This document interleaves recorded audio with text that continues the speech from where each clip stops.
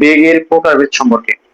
এর আগে আমরা দেখছিলাম যে বেগ কাকে বলে, বেগের একক কিভাবে বের করে, 5 মিটার পার সেকেন্ড বেগ বলতে কি বোঝায়, 10 মিটার পার সেকেন্ড বেগ বলতে কি বোঝায়, আবার কিলোমিটার পার আওয়ার থেকে বেগ যদি কিলোমিটার পার আওয়ার দেওয়া থাকে সেখান থেকে আমরা কিভাবে মিটার পার সেকেন্ড এককে কনভার্ট করবো, এই যে বিষয়গুলো আমরা দেখছিলাম। তো এখন আমরা বেগ সহ অন্যান্য ডেফিনিশন গুলো পড়ার চেষ্টা করবো যতটা সম্ভব হয়।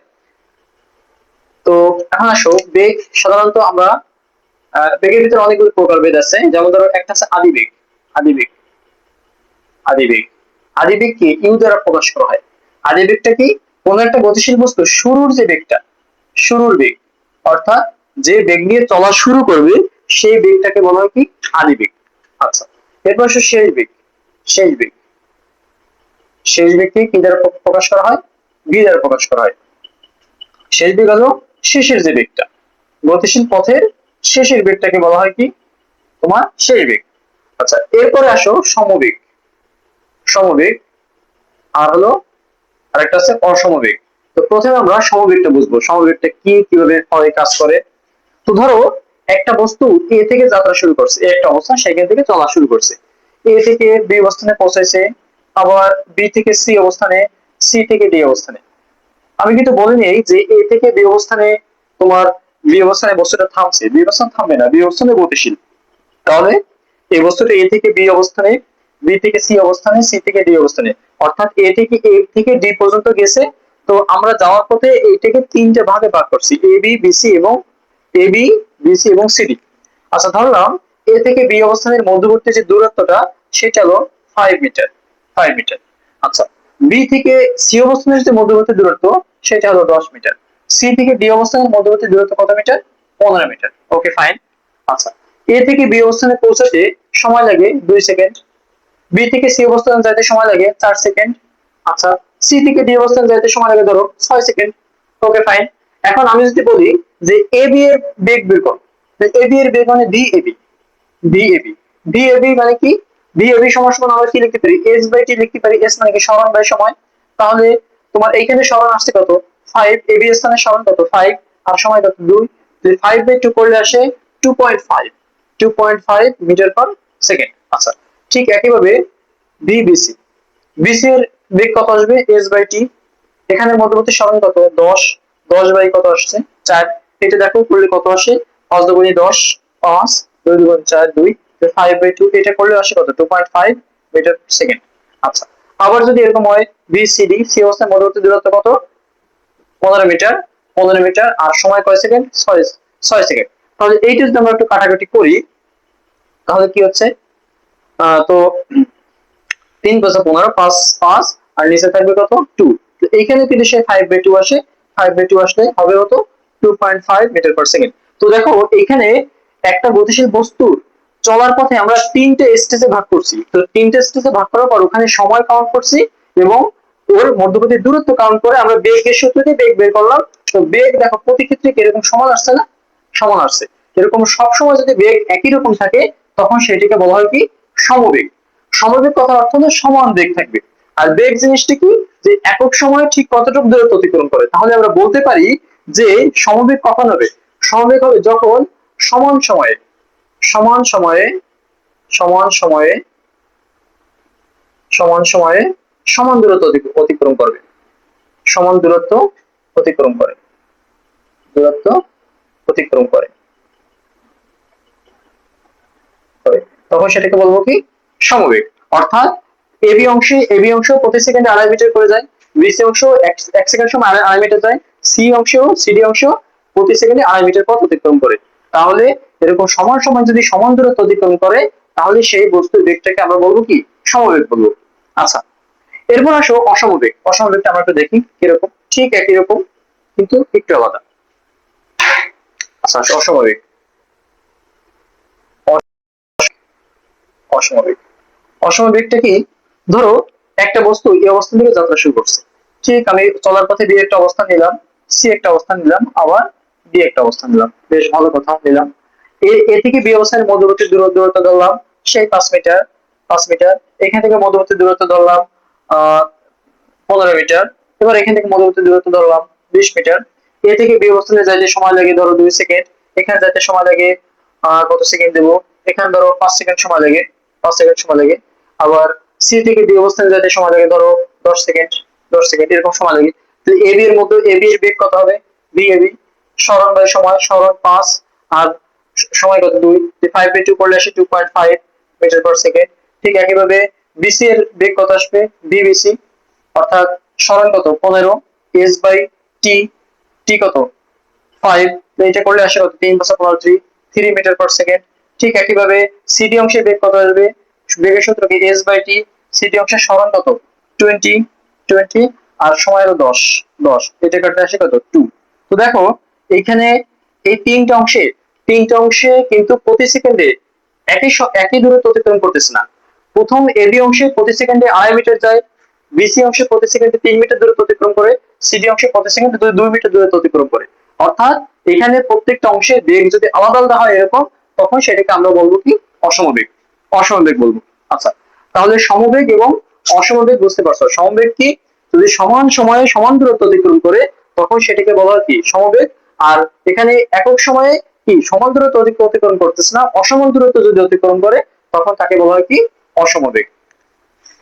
আশা করি তোমরা বুঝতে পারছো। একটু নোট ডাউন করো এবং আমি যখন ক্লাসগুলো করাবো একটু মনোযোগ দিয়ে দেখবো, আশা করি বুঝতে পারবো। এরপর আসো, এরপর আমরা পড়বো ত্বরণ। খুবই গুরুত্বপূর্ণ একটা বিষয় ত্বরণ। এই ত্বরণ নিয়ে যত সমস্যা কথাবার্তা হয়। এবার আসে ত্বরণ। ত্বরণ, ত্বরণ কি এ দ্বারা প্রকাশ করা হয়, অ্যাক্সিলারেশন, এই কারণে এ দ্বারা প্রকাশ করা হয়। তাহলে ত্বরণের সূত্র হলো, ত্বরণের সূত্র ত্বরণ সমান সমান, ত্বরণ সমান শেষ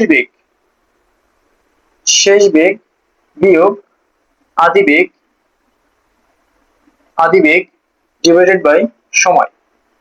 শেষ বেগ মাইনাস আদিবেগ ডিভাইডেড বাই সময়। তো এটিকে যদি আমরা একটু প্রতীক আকারে প্রকাশ করি কেমন হবে, ত্বরণ এ দ্বারা প্রকাশ করা হয়, শেষ বেগকে বি দ্বারা, আদিবেগকে ইউ দ্বারা, সময়কে টি দ্বারা, একটা সূত্র পেয়ে গেলাম। তো ত্বরণ a equal to v minus u by t. Okay fine. এখন আমরা দেখবো ত্বরণ কি, কিভাবে হয়, কেন কি, এই সংজ্ঞা দেখবো। আচ্ছা আসো তাহলে এখন আমাকে একটু বলো, ধরো আমি বললাম রহিম এবং করিম। রহিমের বয়স, রহিমের বয়স হলো 20 বছর, 20 বছর, আর করিমের বয়স হলো 15 বছর। আচ্ছা, তাহলে রহিম এবং করিমের বয়সের পার্থক্য কত হবে তুমি কিভাবে বের করবা?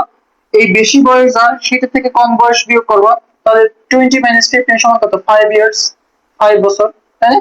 5 বছর। আচ্ছা, এই যে পাঁচটা, আমি যদি বলি যে রহিম এবং করিমের বয়সের পার্থক্য হলো 5 বছর, তো 5 বছর এই পাঁচটা কি কোনো নির্দিষ্ট একজনের বয়স বোঝায় নাকি দুইজনের বয়সের পার্থক্য বোঝায়? অবশ্যই দুইজনের বয়সের পার্থক্য বোঝায়, কিন্তু এটাও তো একটা বয়স, এটাও তো একটা বছর বুঝাইছে। এটা তো আর আমরা তো বলিনি যে 20 - 15 সমান 5 টাকা, তো বলিনি 5 কেজি, তো বলিনি। কি বলছি, বছর থেকে বছর বের করে আমরা যেটা পাইছি সেটাও একটা বছর আসবে, বাট সেটা হবে কি দুইটা বছরের বা দুইটা বয়সের পার্থক্য আসবে, তাই তো? আচ্ছা, ঠিক একইভাবে শেষ বেগ থেকে আদি বেগ যদি বিয়োগ করা হয় তাহলে আমাদের যে ফলাফলটা পাবো সেটা হবে কি শেষ বেগটাও একটা বেগ, আদি বেগটাও একটা বেগ। তো এইটা যে ফলাফল পাবো, বিয়োগফল পাবো, এইটা আসবে কি বেগের পরিবর্তন আসবে, বেগের পরিবর্তন বা বেগের পার্থক্য।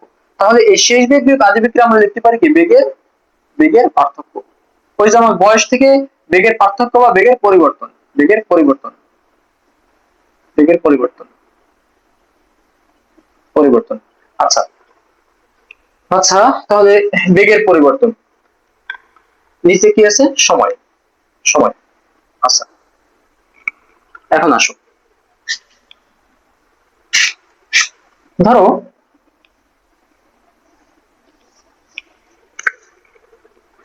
তো এখন,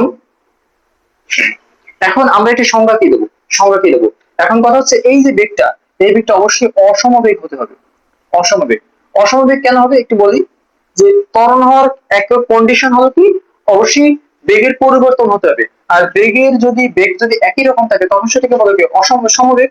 আর বেগের পরিবর্তন হওয়া মানে কি অসমবেগ।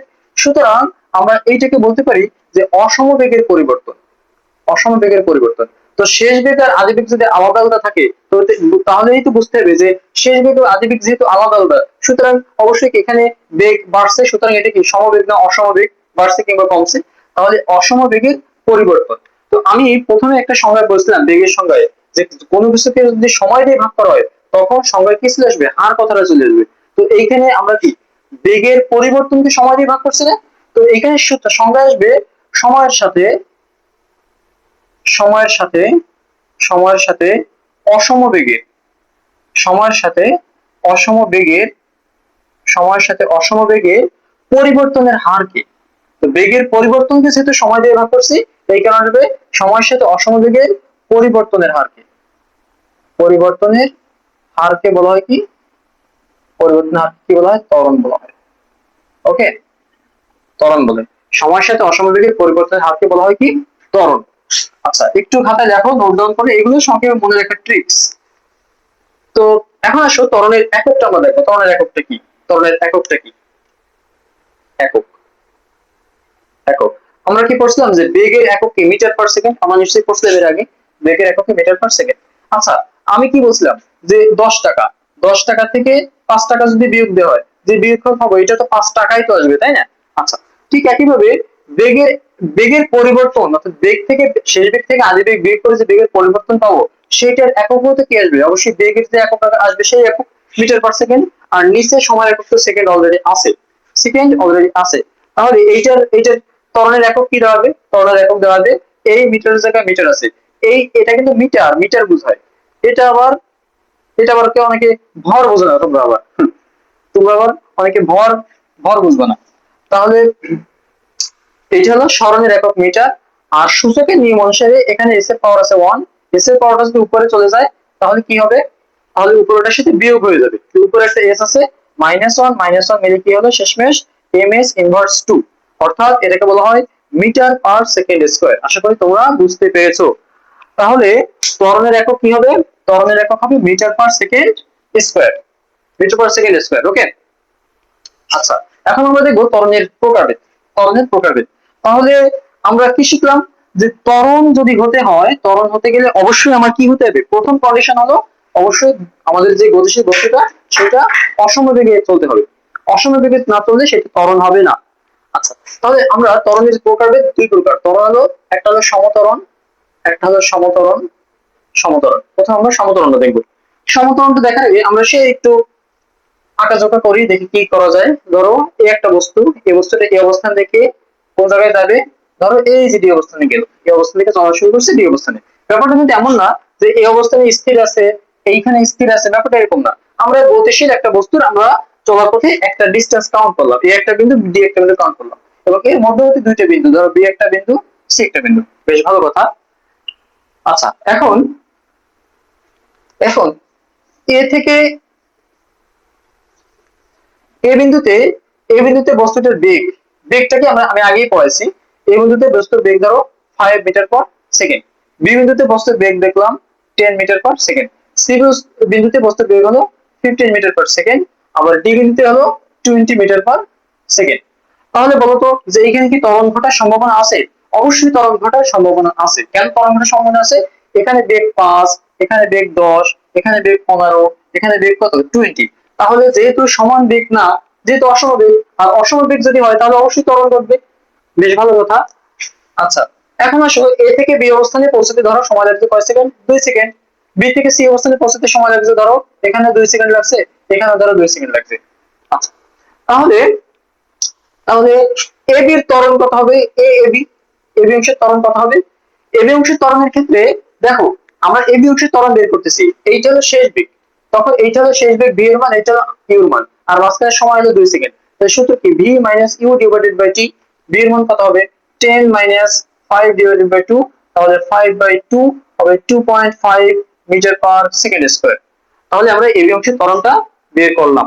আচ্ছা, এবার আসো বিসি অংশের ত্বরণটা বের করো। বিসি অংশের ত্বরণ কত আসবে? বিসি অংশের ক্ষেত্রে তখন বিসি অংশের এইটা শেষ বেগ, এইটা আদি বেগ, আমরা বিসি অংশে নিয়ে কাজ করতেছি। তো শেষ বেগ ভি মাইনাস ইউ বাই টি ত্বরণের সূত্র, তো ভি এর মান কত 15 মাইনাস ইউ এর মান কত 10 ডিভাইড বাই সময় হলো 2, তাহলে এখানে কত থাকতেছে, এখানে 5/2। দেখো এখানে কিন্তু 2.5 মিটার পার সেকেন্ড স্কয়ার। আচ্ছা, এবার আসো সিডি অংশের ত্বরণ তোমরা নিজেরাই বের করে ফেলো, ইউ বাই টি, তাহলে কত হচ্ছে এখানে 20 - 15 / 2, 5/2, তাহলে এখানে কত 2.5 মিটার পার সেকেন্ড স্কয়ার। তাহলে আমরা দেখতে পাচ্ছি যে প্রথমত একটা গতিশীল বস্তুর আমরা চারটা বিন্দু কাউন্ট করছি, চারটা বিন্দু নিয়েছি এবং চারটা বিন্দুর বেগ দেখলাম কি একটা 5, একটা 10, একটা 15, একটা 20। তাহলে চারটে বিন্দুর যেহেতু অসম বেগ, তাহলে বুঝতে হবে যে এখানে অবশ্যই ত্বরণ ঘটবে। আর ত্বরণ ত্বরণ যেহেতু ঘটবে, এখন দেখো যে ত্বরণটা কি কি আছে। ত্বরণটা দেখলাম যে প্রতি অংশে ত্বরণ একই, এরকম যদি প্রতি অংশে একই রকম ত্বরণ থাকে তখন সেই ত্বরণটাকে বলবো কি সুষম ত্বরণ। সুষম ত্বরণ। তো এইটার সাহায্যে আমরা কি জানতে পারলাম, এটার সাহায্যে জানতে পারলাম যে ত্বরণটা কি। আমি আবার একটু দেখাতে হবে ত্বরণটা। তো এরকম প্রত্যেকটা জায়গায় প্রত্যেকটা অংশে যদি একই রকম ত্বরণ থাকে তখন সেটা বলা হয় কি সুষম ত্বরণ। তো একই রকম ত্বরণ থাকার কথার অর্থটা কি, একই রকম ত্বরণ থাকার কথার অর্থটা কি আমরা একটু দেখি। তাহলে ত্বরণের ক্ষেত্রে আমরা কি করছিলাম, ত্বরণের ক্ষেত্রে করছিলাম যে বেগের পরিবর্তন, বেগের পরিবর্তন, বেগের পরিবর্তন বাই সময়। এখন সময়, সময় মানে কি অবশ্যই একক সময় আসবে, একক সময় আসবে। একক সময় কথার অর্থ হলো কি 1 সেকেন্ড, 1 সেকেন্ডে। তাহলে 2.5 2.5 মিটার পার সেকেন্ড স্কয়ার, এটাকে আর কি, এটাকে যদি আমরা একটু ত্বরণের সূত্রের আকারে লিখি তাহলে উপর হবে 2.5 মিটার পার সেকেন্ড, নিচে হবে 1 সেকেন্ড, 1 সেকেন্ড। ঠিক একইভাবে এটা এবি অংশে, বিসি অংশে, সিডি অংশে যেহেতু একই ত্বরণ, সুতরাং এই কথাটার মতলব হলো যে প্রতি 1 সেকেন্ডে এই বস্তুটার বেগ প্রতি অংশে 2.5 মিটার পার সেকেন্ড করে বাড়ছে। আমি আবার বলি যে এই বেগটা বৃদ্ধির হারটা, এই বেগের যে যেহেতু অসম বেগ তার মানে কি বেগ বৃদ্ধি হচ্ছে, বেগ বৃদ্ধি হচ্ছে। এখন বেগ বৃদ্ধির হারটা কেমন, প্রতি সেকেন্ডে বেগ 2.5 মিটার পার সেকেন্ড করে বাড়তেছে, অর্থাৎ একই হারে বাড়তেছে, প্রতিবার প্রতি সেকেন্ডের ব্যবধানে 2.5 মিটার পার সেকেন্ড করে বাড়তেছে। এরকম যদি বেগ বৃদ্ধির হারটা একই হয় তখন সেটাকে বলা হয় কি সমত্বরণ। আচ্ছা, তাহলে আমরা সমত্বরণের সংজ্ঞাটা কি লিখতে পারি, সমত্বরণের সংজ্ঞাটা লিখতে পারি যে অসম বেগে একক সময়ে, একক সময়ে, একক সময়ে অসম বেগের, অবশ্যই অসম বেগ হবে, অসম বেগের বৃদ্ধির হার, অসম বেগের বৃদ্ধির হার একই হলে, একই হলে তাকে তাকে সমত্বরণ বলে, সমত্বরণ। আচ্ছা, সমত্বরণ আর সুষম ত্বরণ কিন্তু একই জিনিস। তোমরা অনেকে ভয় পাবা যখন অঙ্ক করতে যাবা। তাহলে একক সময়ে অসম বেগের বৃদ্ধির হারটা যদি একই হারে হয় তখন তাকে বলা হয় কি সুষম ত্বরণ বা সমত্বরণ। আশা করি তোমরা বুঝতে পেরেছো।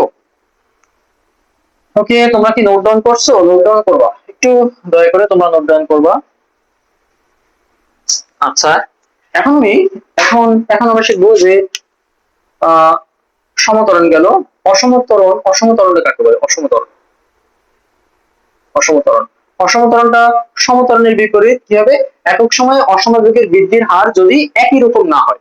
একটু দেখো, ধরো এ একটা বিন্দু, বি একটা বিন্দু নিলাম, সি একটা বিন্দু নিলাম, আর ডি একটা বিন্দু নিলাম, ডি একটা বিন্দু নিলাম। তাহলে তাহলে এ থেকে এই অবস্থানে আমি বেগ দেখলাম 5 meter per second, 5 meter per second. B অবস্থানে বেগ দেখলাম হলো ধরো 7 meter per second, 7 meter per second. এইখানে আমি বেগ দেখলাম 10 মিটার পার সেকেন্ড। এইখানে বেগ দেখলাম ধরো এখানে বেগ দেখলাম 15 মিটার পার সেকেন্ড। আচ্ছা, এখান থেকে এখানে আসতে সময় লাগে 2 সেকেন্ড, এখানে ধরো 3 সেকেন্ড সময় লাগে, এখানে ধরো আবার 2 সেকেন্ড সময় লাগে।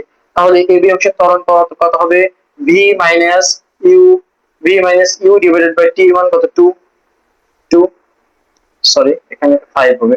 তাহলে 2/2 আসবে 1 meter per second square, 1 meter per second square. আচ্ছা, তাহলে এটা কি, এটা ভি এবি অংশের ত্বরণ। ঠিক একইভাবে এবিসি, বিসি অংশের ত্বরণ কি আসবে, v minus u by t, 10 minus 7 divided by 3। তাহলে এখানে কত আসবে, এটাও তো সেই একই চলে আসবে রে, একই চলে আসলো, কিন্তু দেখি কি আসে, এখানে 3/3 আসছে, 1 মিটার পার সেকেন্ড স্কয়ার। কিন্তু সিডি অংশের ত্বরণ কত আসবে, এসিডি। আচ্ছা, এখানে একটু চেঞ্জ করে দিই, এখানে একটু চেঞ্জ করে দিই আমি। এখানে ধরো 12, এখানে 12 দিলাম, তাহলে এখানে আসবে 12 মাইনাস 7 ডিভাইডেড বাই 3, তাহলে উপরে আসবে 5, 5/3, 5/3। তাহলে এখানে 1 পয়েন্ট সামথিং আসবে, 1টা সে এইভাবে ক্যালকুলেটর নেই যার কারণে করা মুশকিল। তাহলে কত আসবে এখানে 1 point, 1 point something, 1 point something আসবে, 1 পয়েন্ট 1.25 এরকম মিটার পার সেকেন্ড স্কয়ার আসবে। আর এ এ এসিডি অংশে ত্বরণ কত আসবে? এসিডি অংশে ত্বরণ আসবে 15 মাইনাস 12 ডিভাইডেড বাই 2। তাহলে এখানে কত আসছে? এখানে আসছে হলো 3 ডিভাইডেড বাই 2, এখানে আসছে 1.5 মিটার পার সেকেন্ড স্কয়ার। দেখো, তাইলে আমরা এইভাবে যদি গাড়িটা চলে বা বস্তুটা চলে, সেক্ষেত্রে বিভিন্ন অংশে, তিনটা অংশে ত্বরণ কি আলাদা আলাদা আসছে না? এরকম যদি ত্বরণ আলাদা আলাদা আসে, তাহলে এর কথার মানে হলো যে সময়ের সাথে বেগ একই হারে বাড়ে না, আলাদা আলাদা ভাবে বাড়ে। এটাকে বলা হয় কি? অসম ত্বরণ। আচ্ছা, তাহলে আমরা সমত্বরণ কি? যদি একক সময়ে অসম বেগের বৃদ্ধির হারটা একই রকম হয়, তখন তাকে বলা হয় কি? সমত্বরণ। আর অসম বেগের বৃদ্ধির হারটা যদি একই রকম না হয়, তখন তাকে বলা হয় কি? অসমত্বরণ। আচ্ছা, আমি যদি এখানে একটু একটু এটা দেখলেই বোঝা যাচ্ছে, দেখলেই বোঝা যায় কিরকম। দেখো, এইখানে বেগ বাড়ছে কত? +2 মিটার পার সেকেন্ড বাড়ছে। এইখানে বেগ কত? +5 মিটার পার সেকেন্ড বাড়ছে। আবার এখানে +3 মিটার পার সেকেন্ড। বেগ কিন্তু একই হারে বাড়ে নেই। কিন্তু এর আগে যে আমরা দেখাইছিলাম, সেখানে সেখানে ছিল কত? 5 ছিল, প্রথমে ছিল 5, এরপরে ছিল 10, এরপরে ছিল 15, এরপরে ছিল 20। প্রতিবারে 5 মিটার পার সেকেন্ড করে বাড়ছিল। এরকম প্রতিবারে যদি একই হারে বেগ বাড়ে, তখন সেটাকে বলা হয় কি? তখন সেটাকে বলা হয় কি? সমত্বরণ। ওকে, তাহলে সমত্বরণ আর অসমত্বরণের কনসেপ্টটা আশা করি ক্লিয়ার। এগুলো আমাদের এগুলো আমাদের ম্যাথ করতে লাগবে, প্লাস বেসিকটা ক্লিয়ার করার জন্য আমাদের এই সংগ্রহটা দরকার। আচ্ছা, তোমাদের এখানে আরেকটা সংজ্ঞা আছে, সেটা হলো ভেক্টর রাশি এবং স্কেলার রাশি।